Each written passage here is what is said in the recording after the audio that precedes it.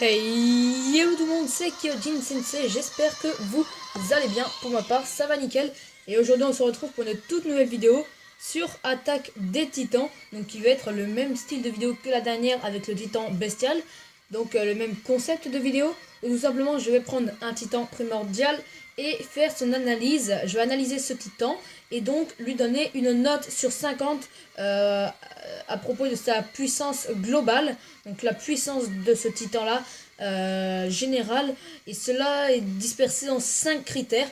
Donc qui sont la vitesse, la force, la résistance, l'agilité et l'intelligence du titan. À part pour l'intelligence, où là où on parle un peu du possesseur également. Donc tout juste avant de commencer la vidéo, j'ai quelques... je vais faire un bref résumé de du titan cuirassé. Enfin, en gros, vous expliquer très brièvement, en quelques secondes, qu'est-ce qu'est-ce qui est qui est le titan cuirassé. Donc, le titan cuirassé.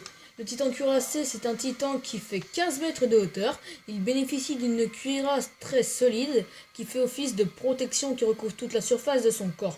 Et c'est cela qui fait de lui un titan qui est primordial. Le fameux possesseur de ce titan, c'est Rainer Braun. Donc maintenant, on va commencer tout de suite à analyser ce titan. Donc à le noter avec ces fameux critères. Excusez-moi si vous entendez du bruit, c'est à côté. Alors écoutez, c'est parti. Donc, commençons tout de suite à analyser la puissance du titan cuirassé avec nos 5 critères de notation, qui sont, je vous le rappelle une dernière fois, la vitesse, la force, la résistance, l'agilité et l'intelligence, qui est le seul du coup où on prend le possesseur en compte. Alors on commence tout de suite avec la vitesse. Donc le titan cuirassé, c'est l'un des titans les plus rapides. C'est très certainement le deuxième plus rapide de tous les titans. On peut tout à fait évoquer ce fait puisqu'on a pu voir quand il a foncé dans le mur rose dans les tout premiers épisodes de la saison 1 à pleine vitesse qu'il était très rapide, un véritable athlète. Non, sans déconner, en vrai il était vraiment hyper rapide. Donc pour la note que je lui attribue sur le critère de la vitesse, eh bien elle est de 9 sur 10. Maintenant je vous laisse tout de même juger par vous-même sa vitesse avec cet extrait tout de suite. Tous sans abri! Attention à Titan! Ils vont sur vous! Et empêchez-le de passer!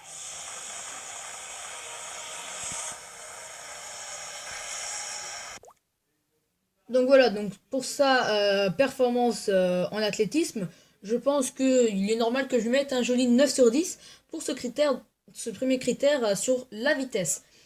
Donc maintenant passons au deuxième critère qui est donc la force. Alors c'est parti. Alors pour la force du titan cuirassé, il n'y a qu'à voir sa corpulence, puisque il est très trapu, et c'est ce qui reflète très bien l'image de son possesseur, donc qui est Rainer, le possesseur de ce titan Rainer, qui est lui aussi assez musclé physiquement, il est assez carré, assez trapu, donc ça reflète bien l'image de son possesseur. Sa musculature est très développée, et en plus du fait qu'il mesure 15 mètres, donc sa force qui est donc impressionnante, on peut également juger sa force grâce à son combat contre Eren dans la saison 2, quand il affronte Eren, et bien contre le titan assaillant d'Eren, où il a gagné d'ailleurs. Je vous laisse un petit extrait qui montre l'écart de force entre le titan cuirassé et celui d'Eren durant leur combat, avant de vous donner la note que je lui attribue. Ah merde, excusez-moi. Voilà, on reprend. Donc à vous de voir par vous-même l'écart de force qu'il y a entre le titan d'Eren et le titan cuirassé.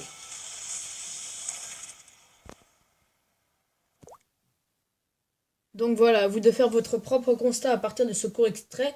Vous avez pu voir que quand Eren, lui, il frappe, eh bien ça émet très peu de dégâts sur le titan cuirassé, alors que quand lui donne son coup de poing, Eren, ce qui fait quand même 15 mètres de haut et qui pèse aussi plusieurs tonnes, eh bien il l'a fait valser, et ce sur une centaine de mètres.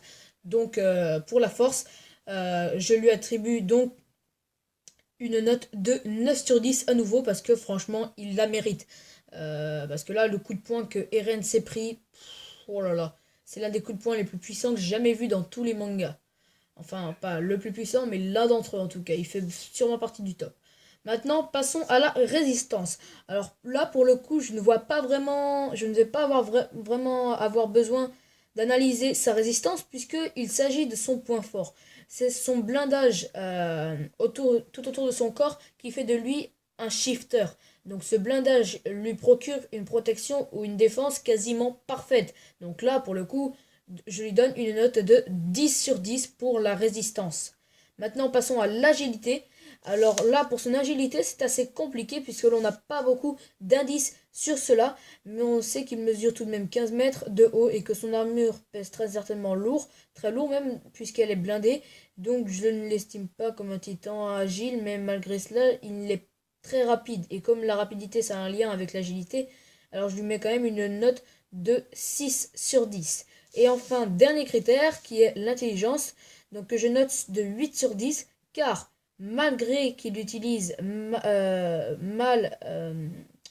qu'il utilise mal son intelligence, donc là je parle de Rainer, hein, il avait tout de même seulement 10 ans lors de sa première apparition en titan cuirassé au district de Shiganshina, là je sais pas quoi, dans les tout premiers épisodes de la saison 1, et il était déjà mature, mais dans le mauvais sens certes, mais bon quand même, puisqu'il a créé de nombreux morts, de victimes sous sa forme de titan cuirassé lors de cette première apparition. Et voilà, il a eu l'idée avec ses amis, donc le titan colossal, qui est le titan qui est Berthold. Eh bien, ils ont eu l'idée de faire ceci alors qu'ils avaient 10 ans, quoi, 10 ans. Et c'est très mal utilisé son intelligence, mais elle est quand même là, et il pourrait bien l'utiliser. Donc, voilà. Alors maintenant, je vais faire le total de leurs points, et on se retrouve tout de suite après. Alors voilà, donc c'est note au total. Donc pour la vitesse, 9 sur 10 pour la force, 9 sur 10 pour la résistance, 10 sur 10 pour l'agilité, 6 sur 10. Et enfin pour l'intelligence, 8 sur 10. C'est ce qui nous donne un total de 42 points sur 50. Donc une note de 42 sur 50. Donc c'est un point, comme vous avez pu le constater si vous avez déjà regardé la dernière vidéo. C'est un point au-dessus du titan bestial que j'avais analysé et noté juste avant. Et donc un point pour le coup, l'arrivée au-dessus de 40, au-dessus de 35, un point c'est un point quoi, c'est important. C'est pas un très léger écart. Même si bon c'est quand même assez serré, puisque le titan bestial, un titan bestial contre le titan cuirassé, ça serait un très beau combat à voir, ça c'est clair. Un combat assez serré, mais je donne le titan cuirassé vainqueur avec tout ce que j'ai analysé et noté au total. À partir de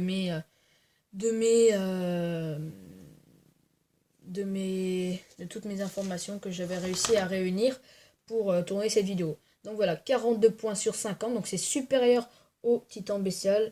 Donc je le considère plus puissant. La note va être notée, épinglée en commentaire. Avant de finir la vidéo, je voudrais faire une petite dédicace à Kuzan Sensei, Saboken 10 YouTube, San Shraf et Sniper King, tout ça qui me soutiennent par rapport à ma chaîne qui a été supprimée sans que je sache pourquoi.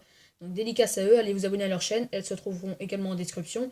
Et sur ce, moi je vous dis à la prochaine. C'était Kyojin Sensei, ciao.